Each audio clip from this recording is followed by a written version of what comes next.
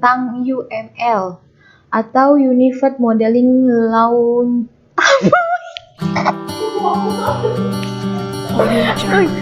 Bacanya naon eta teh? Apa ini? Apa sih? Language. Hai sobat channel, sebelum tonton video ini kalian harus dan wajib banget buat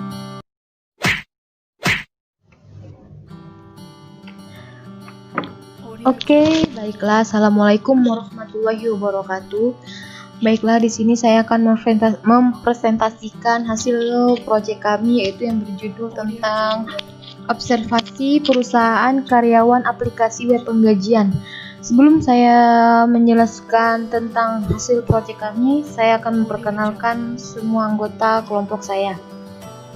Yang pertama, di situ ada saya sendiri, Tinta Nodanti. Yang kedua, Febri Ayu. Yang ketiga, Mia Amelia. Yang keempat, itu ada Novriani. Yang kelima, ada Yayah Murtasiah.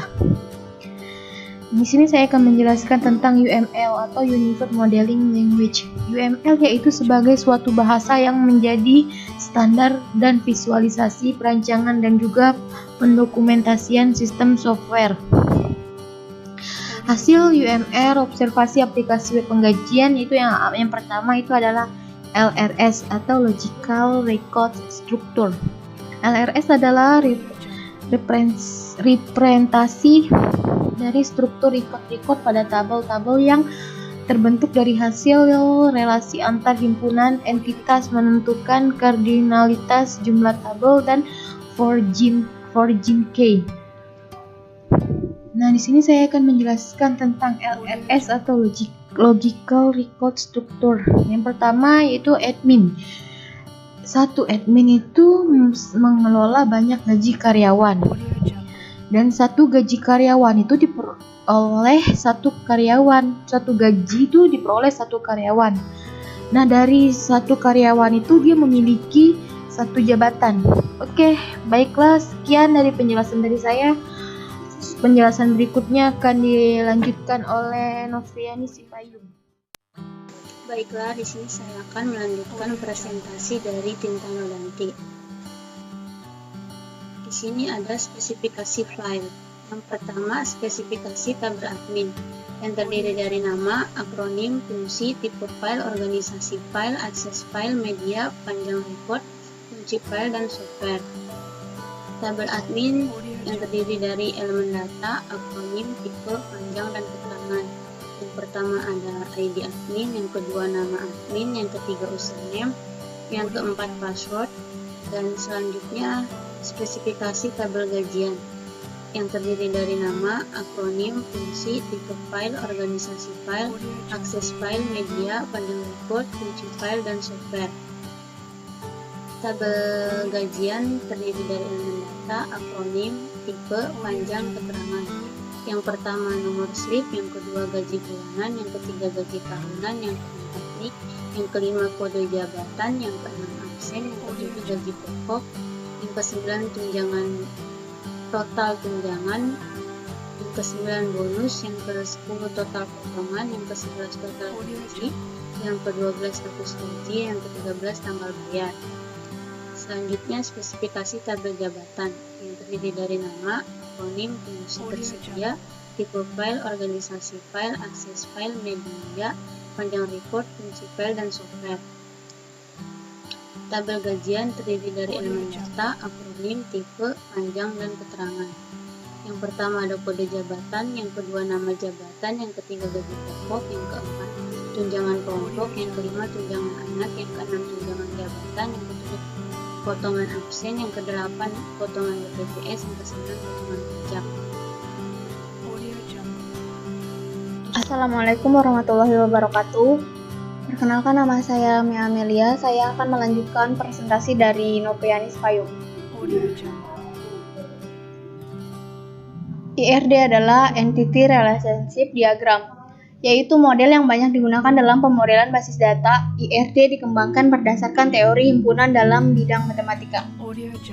Dari IRD aplikasi penggajian tersebut, di sini terdapat admin mengelola gajian diperoleh karyawan, dan karyawan memiliki satu jabatan.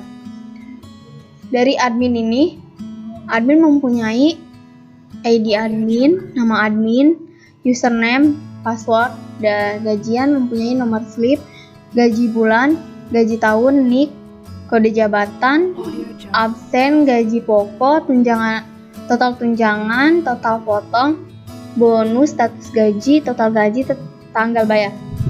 Dan karyawan mempunyai foto, jumlah anak, status, tanggal lahir, gender, alamat karyawan, nama karyawan, kode jabatan, dan NIK.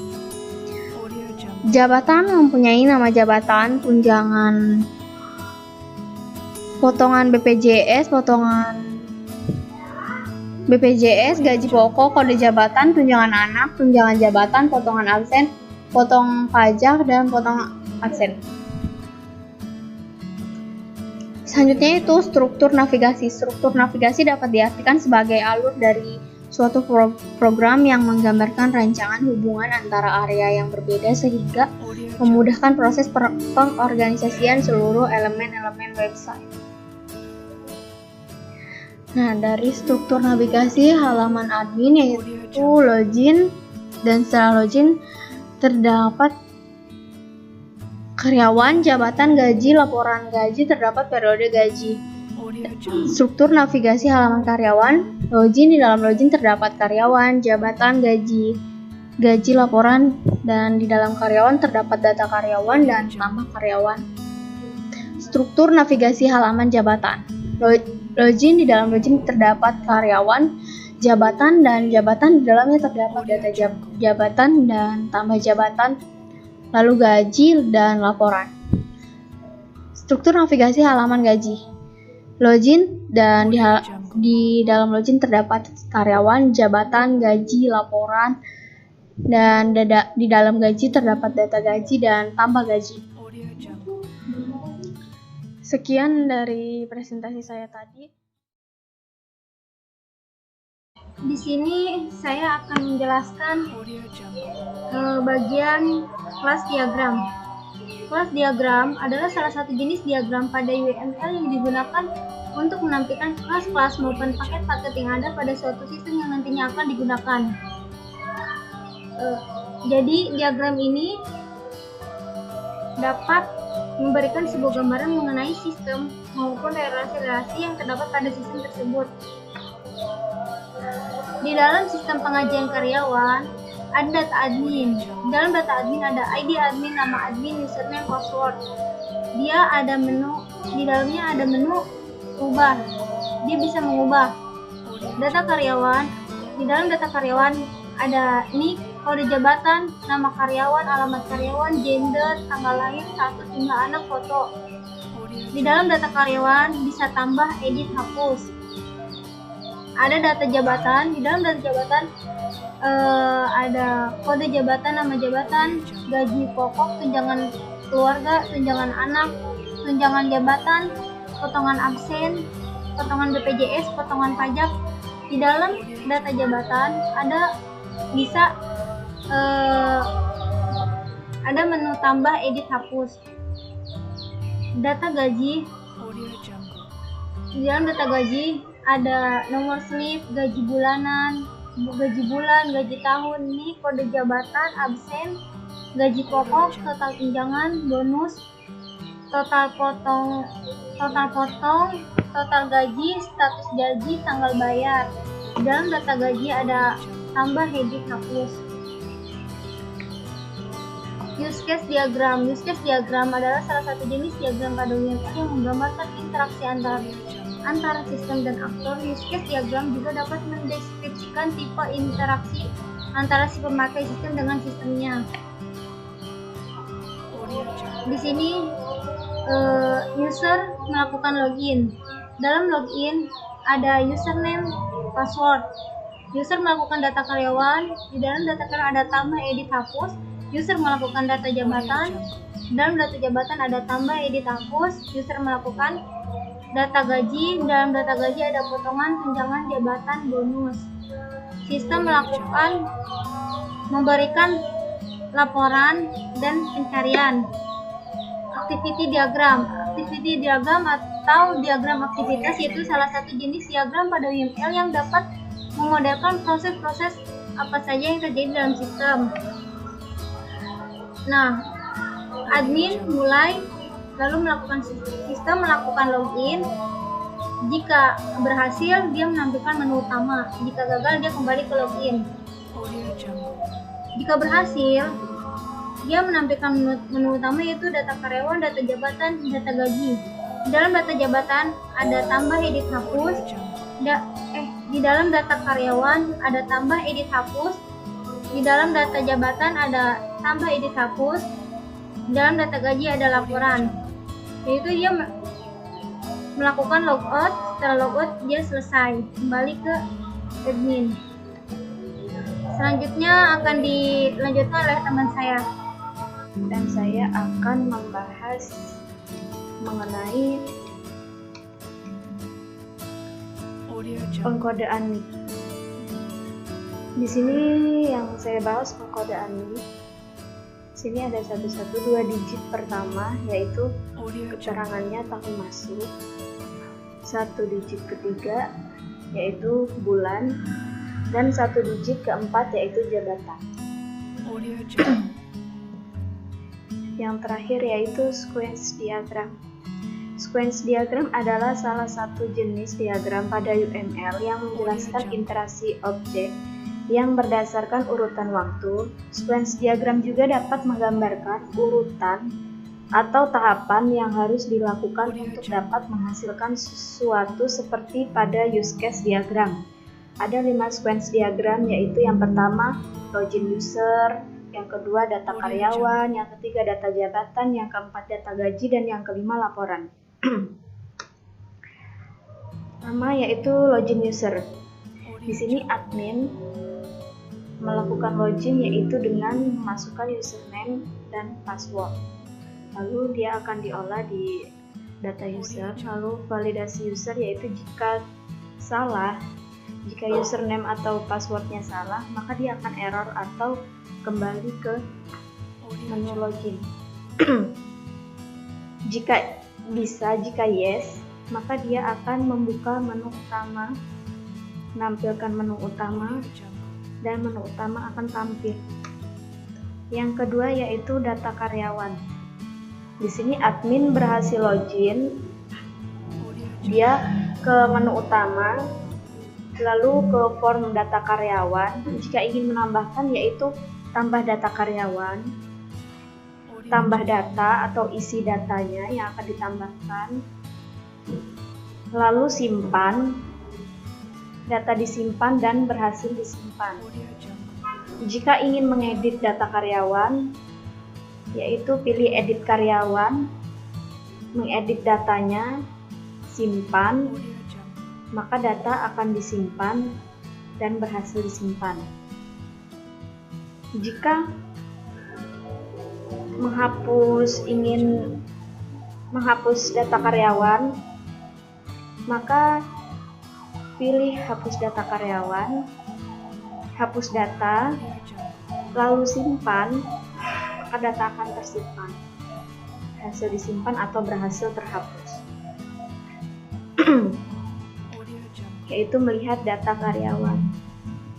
Pilih data karyawan, lihat data, lalu dia akan tersimpan datanya, menampilkan data, berhasil ditampilkan, lalu kembali ke menu utama. Yang ketiga yaitu data jabatan. Di sini admin sudah berhasil login ke menu utama, lalu pilih form jabatan atau pilih data jabatan. Lalu jika ingin menambahkan data jabatan, pilih tambah data jabatan, lalu tambah datanya, simpan, maka data akan disimpan dan berhasil ditambah. Jika ingin mengedit, pilih edit data karyawan, datanya diedit atau edit data, simpan, maka data disimpan dan berhasil disimpan. Jika ingin melihat data jabatan, maka pilih data jabatan, lihat data jabatan, simpan, maka akan menampilkan data dan data berhasil ditampilkan, lalu akan kembali ke menu utama. Yang keempat yaitu data gaji. Admin di sini sudah berhasil login dan di menu utama kita pilih form data.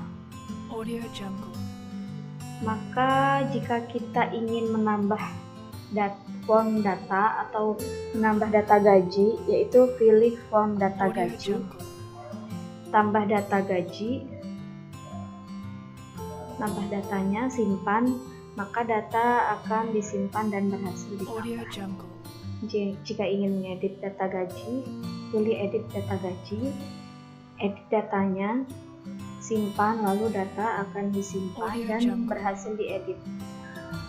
Kalau ingin menghapus data gajinya, pilih hapus data, datanya dihapus, disimpan, maka data akan dihapus dan berhasil kehapus, maka akan kembali ke menu utama. Yang terakhir yaitu laporan. Admin di sini sudah berhasil login. Di menu utama pilih form laporan, pilih sub laporan, isi periode gajinya, lalu validasi database, mengisi periode gaji, isi periode gajinya, maka dia akan menampilkan periode gaji dan berhasil ditampilkan.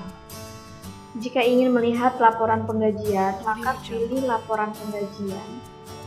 Lihat laporannya, validasi database, prosesnya, maka laporan akan dilihat, lalu cetak laporan, dan laporan berhasil dicetak. Terima kasih. Sekian dari presentasi kelompok kami. Selanjutnya mohon maaf. Wassalamualaikum warahmatullahi wabarakatuh.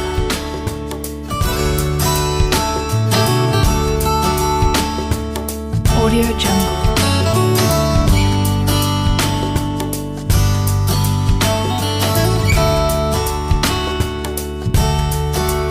Audio Jungle.